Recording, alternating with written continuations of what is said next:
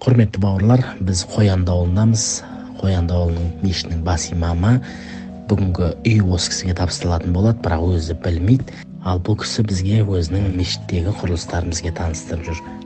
Харекет қайырымдылық қорының 100 күнде 100 баспана еңбекке құрмет акциясының атынан осы жерде өздеріңіздің араларыңызда бір бауырымызға үй табыстайын деп келіп отырмыз.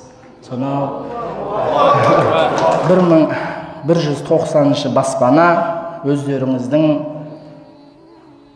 ұстаздарыңыз Заманбек Жәнібек мырзаның отбасына табыстаймыз. Машалла.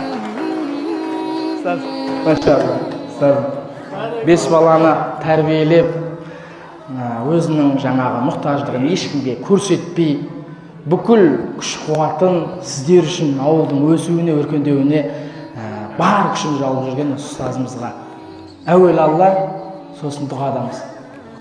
Енді ойламаған жерден бұл нәрсе, иншалла, Алла Тағала ниеттеріңізге разы болсын деп тілейміз. Баламыз кішкене ауырды, нетті. Аллахым күш-қуат берсін. Сонымен біраз қарызға деп, Алла разы болсын. Амин.